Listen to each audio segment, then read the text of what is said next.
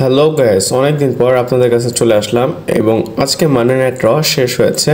এবার আমি বলতে পারি এটা একটা ভালো মানি নাইট র এবং আপনাদের কেমন লেগেছে অবশ্যই আপনারা বলবেন। আর দেরি না করে চলুন শুরু করা যাক। Hello viewers, welcome to Rachel Bangla BD. সবার প্রথম শো শুরু করে জন সিনা এবং সে প্রোমো কাট করে। আর প্রথমেই সে আর্টদের উপর কথা বলে এবং আর্টকে একদম পচায় দেয়। সে বলে তোমরা এমন একটা মানুষকে আনার জন্য পাগল হয়ে গিয়েছো যে কিনা তার জীবনে কোনো কিছুই করেনি। সে জাস্ট আমার নাম নিয়ে ডাব্লিউডাব্লিউতে ঘুরে বেরিয়েছে এবং তার কেরিয়ারে এটা ছাড়া কিছুই নেই। বলে সে জাস্ট একটা কমেডিয়ান ছিল যার উপর তোমরা তোমাদের এনার্জি ওয়েস্ট করেছো। আর এইসব বলতে বলতেই তাকে ইন্টারাপ্ট করতে চলে আসে সিএম পাঙ্ক। সিএম পাঙ্ক আসে সেম আগের মতোই বলে যে আমি ফ্যানদের জন্য সবার সাথে ফাইট করি, আমি কোনো বিলিনিয়ারের জন্য এখানে আসিনি, আর তোমার মতো আমি টিকেওকে রিপ্রেজেন্ট করতেছি না। এবং সে বলে আমি ভয়েস অফ ফ্যান। সে রকের অ্যাপিয়ারেন্স দেয়, বলে আমি কোনো বেলফোর্ড এইসব বলতেই থাকে আর কি, মানে গালিগালাজ করে। বলে রক কোনো কাজ করে না, সে উপর থেকে জাস্ট অর্ডার করতেছে, তুমি সেই কাজগুলো করতেছো। আর এইসব বলার পর কথায় আসে টাইটেল ম্যাচ। সিএম পাঙ্ক বলে একটা কাজ করি, তুমি যেখানে চাও টাইটেলটা হারতে সেখানে আমরা ম্যাচ করি। বলে তুমি যদি আজকে টাইটেলটা হারতে চাও চলো আজকেই এই টাইটেলটা তোমাকে আমি হারিয়ে দেই। আর জন সিনা আজকের জন্য তো না, সে একটা ভালো স্পেশাল ইভেন্টের জন্য এই ম্যাচটা কনফার্ম করে। বলে যেখানে সেখানেই তো ফাইট করতে চাও, আমরা সৌদি আরবেতে ফাইট করব। আর জন সিনা খুব ভালো জায়গায় সিএম পাঙ্ককে টার্গেট করেছে এবং জন সিনা ভার্সেস সিএম পাঙ্কের ম্যাচ নাইট অফ চ্যাম্পিয়নের জন্য কনফার্ম হয়ে গিয়েছে। আর আপনারা যদি না জানেন আমি আপনাদের বলে দেই, সিএম পাঙ্ক বলেছিল সে সৌদি আরবিয়াতে কখনোই যাবে না। আমি এখানে বলবো তাদের ম্যাচ যেহেতু নাইট অফ চ্যাম্পিয়নে কনফার্ম হয়ে গিয়েছে, এটা একটা গুড ইভেন্ট না। ডাব্লিউডাব্লিউ চাইলে আরো ভালো ইভেন্টে তাদের ম্যাচটা কনফার্ম করতে পারতো। Most likely money in the ব্যাংকে হলেও হতো। আপনাদের কি মনে হয় অবশ্যই আমাকে কমেন্ট করে জানাবেন। এরপর আমরা এজি স্টাইল এবং চ্যাট গেবলের ম্যাচ দেখি। আর তাদের ম্যাচ কিন্তু ডাব্লিউডাব্লিউ আগে থেকে অ্যানাউন্স করেনি। কালকে আমি দেখেছিলাম, কালকে কিন্তু এই ম্যাচটা অ্যানাউন্স হয়নি, বাট ডাব্লিউডাব্লিউ আজকে প্রথমেই তাদের ফাইটটা করিয়েছে। আর আজকে লাকিলি এজি স্টাইল এই ম্যাচটা জিতে যায়। লাকিলি এর জন্য বললাম কারণ আজকের ডেটে আমার মনে হয় না এজি স্টাইল জিততে পারবে, বা কার সাথে জিতবে এটা বলা যায় না। আর এজি স্টাইল যেহেতু জিতেছে, this is a good thing. এরপর আমরা কুইন অফ দ্য রিং এর জন্য কোয়ালিফাই ম্যাচ দেখি। Roxanne Perez versus Rhea Ripley versus Kairi Sane versus Liv Morgan. আর ডাব্লিউডাব্লিউই 4টা ফেটাল ফোর এর ম্যাচ কনফার্ম করে দিয়েছে এবং তাদের 4টা ফেটাল ফোর ম্যাচ থেকে 4টা উইনার আসবে এবং দুইজন করে ম্যাচ করবে। 4 জনের থেকে 2 জন উইনার হবে এবং তাদের 2 জনের থেকে একজন কুইন অফ দ্য রিং হবে। আর এই ম্যাচে রক্সিন পেরেজ জিতে যায়। পার্সোনালি এই ম্যাচটা আমার ভালো লেগেছে কারণ উইমেন্স ডিভিশনের মধ্যে সবসময় রিয়া রিপ্লি ডমিনেট করে, বাট আজকে সবাই রিয়া রিপ্লিকে ডমিনেট করেছে।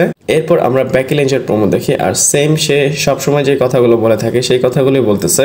আমার কাছে বেকি লিঞ্চের প্রোমো ওয়ার্ক মাঝে মধ্যে অনেক ভালো লাগে, আবার মাঝে মধ্যে একদম বাজে লাগে আর কি। আর এর মধ্যেই তাকে কনফ্রন্ট করতে লাইলা ভালকিরিয়া চলে আসে আর পেছন থেকে ব্লাইন্ড সেট করে দেয় বেইলি। আর বেইলি রিটার্ন করবে এটা তো সবাই জানে। আর অবশ্যই বেইলি আসবে কারণ বেকি লিঞ্চ বলেছিল আমি বেইলিকে অ্যাটাক করেছি, এর জন্য সে রেসলম্যানিয়া থেকে রুলড আউট হয়ে গিয়েছিল। আর সে এসে যখন অ্যাটাক করে বেকি লিঞ্চ এখান থেকে চলে যায়। আর এইভাবে তাদের সেগমেন্টটা শেষ হয়ে যায়। এরপর একটা ইম্পর্টেন্ট সেগমেন্ট আসে যেটা আর্টুথের। আর্টুথ না বলে তাকে রন স্কিলিং বলতে হবে। আর আজকে আর্টুথের হিল টার্ন হয়ে গিয়েছে, এটা বললে অবশ্য ঠিক হবে। আর্টুথ আসে এবং কনফার্ম করে যে আমি এসেছি তোমাদের জন্য, তোমাদের সাউন্ড শুনে ডাব্লিউডাব্লিউ আমাকে নিয়ে এসেছে। এরপর সে ডিরেক্টলি টিভিতে বলে দিস বাল ফ্রড ইজ লাইম। আর্টুথ আজকে ট্রিপল এইচকে একদম টিভিতে গালি দিয়েছে। এরপর সে বলে আমার চেঞ্জ হতে হবে, আমি কোনো গেমিক না, তোমরা আমাকে গেমিক মনে করেছো। আর এসব বলতে বলতে সে ফ্যানের উপর টার্ন করে ফেলে। এরপর তার যে ব্রেক্স মানে ডেড ব্লক হেয়ার সেটা সে কাটস করে দেয়। এরপর সে নিজেকে ইন্ট্রোডিউস করে এবং সে বলে আমি রন কিলিংস, মানে একদম সিরিয়াসলি দেখা যাচ্ছিল। আর তার যে হিল টার্ন এটা আপনাদের কেমন লেগেছে অবশ্যই আমাকে কমেন্ট করে জানাবেন। এরপর আমরা কিং অফ দ্য রিং এর জন্য টুর্নামেন্ট দেখি যেখানে Dominik Mysterio versus Bron Breakker versus Penta and Sami জেনের ম্যাচ হয় ফেটাল ফোর ওয়ে। আর এই ম্যাচে কিন্তু ব্রেকারের উপর অ্যাটাক করে দেয় এলি নাইট। আর এটার অ্যাডভান্টেজ নেয় স্যামি জেন এবং সে জিতে অ্যাডভান্স করে যায় কিং অফ দ্য রিং এর জন্য। আবার আপনাদের বলে দেই এই যে উইনার তাদের কিন্তু একটা সিঙ্গলস ম্যাচ হবে, যে জিতবে তার সাথে আবার নাইট অফ চ্যাম্পিয়নে ম্যাচ হবে। আর যেহেতু নাইট অফ চ্যাম্পিয়ন সৌদি আরবেতে হচ্ছে, আমার মনে হয় স্যামি জেনের জন্য স্পেশাল কিছু হবে।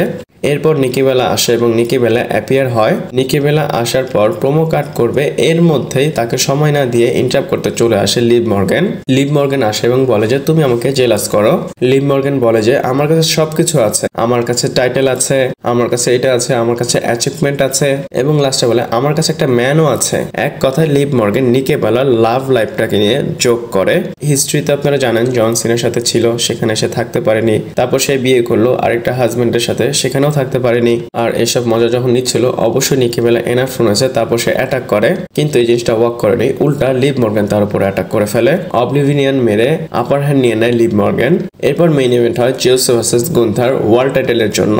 আর বেশি কিছু না বলে আমি আগে রেজাল্টটা বলি। এই ম্যাচে গুন্থার জিতে যায়, আর ইট এইসব আর জেউসো টাইটেল নিয়ে বলতে পারবে না।